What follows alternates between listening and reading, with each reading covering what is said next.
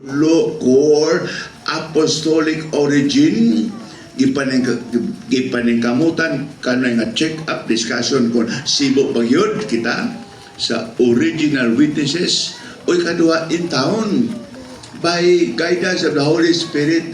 Early on, nagpatong sa kamot sa mga tao nga mapuli sa mga apostoles ang inyong mga obispo. Kawalong mga isuon, musulti ko niya na hangtod karon ganahan ko musulti, di po. Kaya moingon niya mo, gaba. Pastor, siya din na sa Jesus sa mga apostles. Mawaw ko.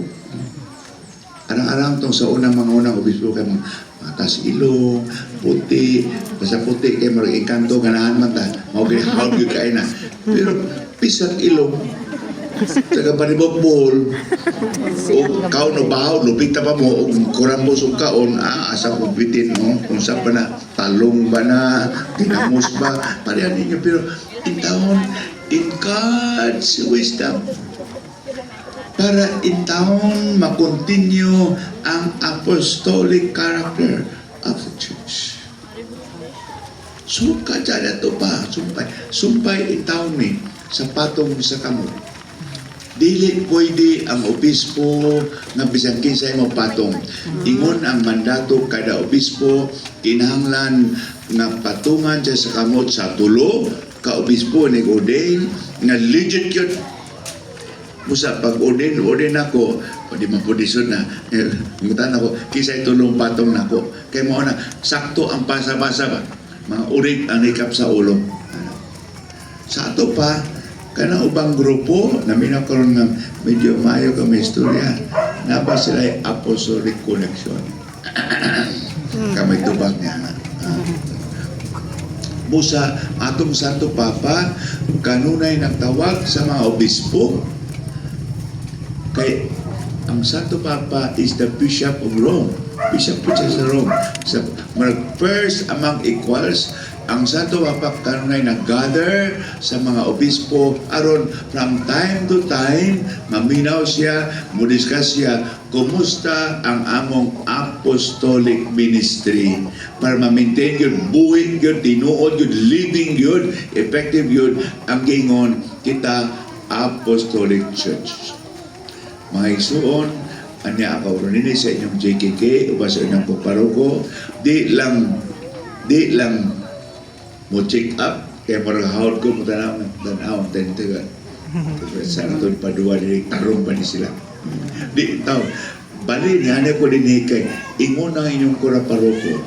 Sa constant po na mong istorya ng katawan sa parokya ni Saint Francis Xavier, o sa pagpili niya sa inyong JKK ni San Antonio de Padua, Archbishop, namahan mo sa pagtuo sa iglesia. Kung mato ka sa among JKK, inyong JKK, imong mabati, imong mahimulsuhan sila nga buhi sa ilang pagtuo. Busa mga isuon, bisan unya ka na may tabo na, okay, expect ko na kay alang-alang kay inyong bisubista. Pero inya pong, salamat kay Bishop ni Anika. Okay, pero ay palabihin ha. Pero ako po napuno, nalig-on, naisog, na-encourage akong pagka sumusunod sa mga apostoles. Kay di ay, God is really working amongst us. Ang iyang presence effective amongst us.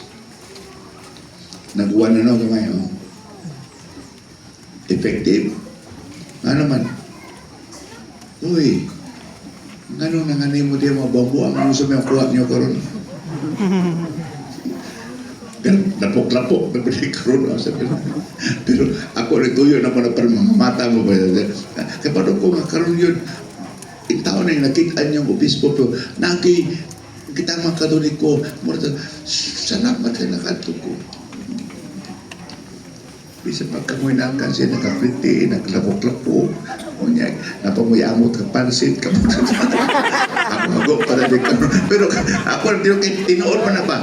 Pero, kasi ako man niya, Santo Papa siya, Anong malipay man kita? Because today, ang atong pagpundok nagtimaan sa atong kalipay, dili sa Bishop, dili. Atong kalipay nga dunay timaan, dunay indicator nga kita kanunay gipundok sa Dios. O kita pinaagay santos nga misa ang iyang hadumanan, kita nakasinati nga ang Dios dili mobiya sa iyang lungsod.